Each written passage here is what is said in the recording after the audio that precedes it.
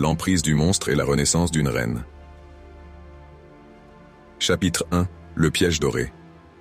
Quand j'ai rencontré Mark, j'ai cru toucher le ciel. Il était charismatique, généreux, et savait me faire sentir spécial.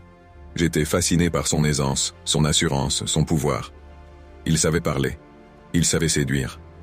Au début, il m'inondait de cadeaux, de mots doux, de promesses. Je pensais avoir trouvé l'homme parfait. Mais j'étais loin d'imaginer que j'entrais dans une prison dorée. Tout a commencé subtilement. Des petites remarques. « Tu es sûr que cette robe est appropriée ? Pourquoi tu souris autant à ce serveur ?» Des petites piques, des insinuations. Il me faisait douter de moi-même, mais je me disais que c'était par amour, qu'il tenait à moi. La jalousie, après tout, n'est-elle pas une preuve d'affection ? J'avais tort. Arrecu West. Chapitre 2. Le masque tombe. La première anecdote qui me fit douter de la nature de mon mari fut le soir de mon anniversaire. Il m'avait promis une belle soirée, mais, au dernier moment, il m'annonça qu'il préférait qu'on reste seul. « Je ne veux pas que tous ces gens tournent autour de toi », avait-il dit avec un sourire tendre. Je voulais voir mes amis, mais j'ai cédé. Ce soir-là, je suis resté seul avec lui. Il a bu plus que d'habitude, et soudain, sans raison, il a commencé à m'accuser de flirter avec son ami Julien. « Tu crois que je ne vois pas comment tu le regardes ?» J'étais sous le choc, moi qui ne voyais en Julien qu'un ami de longue date. J'ai tenté de me justifier, mais il a hurlé et a brisé un verre contre le mur. Ce fut la première fois que j'ai eu peur. Ce ne serait pas la dernière.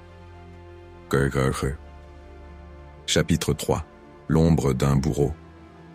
Les mois ont passé et son emprise s'est renforcée. Je n'avais plus le droit de sortir sans lui. Il surveillait mon téléphone, mes réseaux sociaux.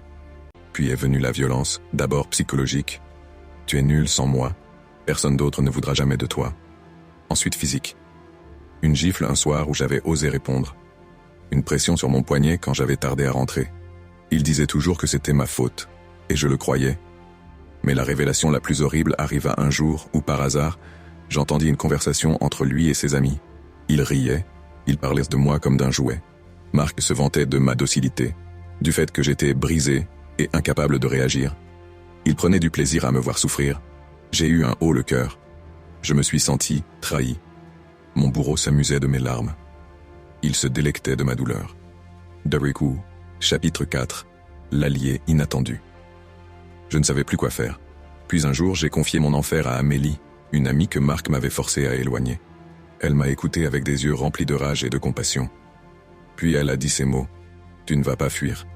Tu vas lui faire comprendre qu'il s'en est pris à la mauvaise femme. » C'est alors qu'Amélie m'a appris comment inverser les rôles, comment le piéger dans son propre jeu, comment le briser psychologiquement comme il m'avait brisé. Chapitre 5.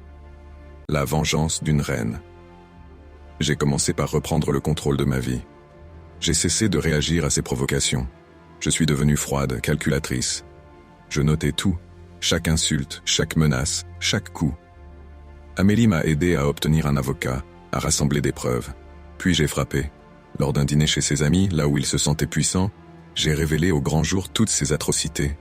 Les photos, les enregistrements. J'ai montré son vrai visage à ceux qui l'admiraient. Il est devenu livide.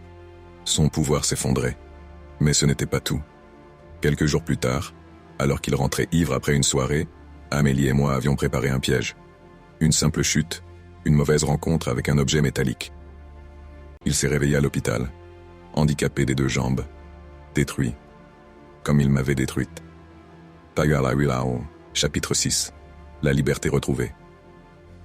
J'ai quitté Mark sans un regard en arrière. Il n'avait plus d'emprise sur moi. Je n'avais plus peur. Aujourd'hui, je suis une femme libre, et plus jamais je ne laisserai un homme me voler mon pouvoir. Cette histoire, je la raconte pour toutes les femmes qui souffrent en silence. Ne laissez jamais un monstre vous voler votre lumière. Vous êtes forte.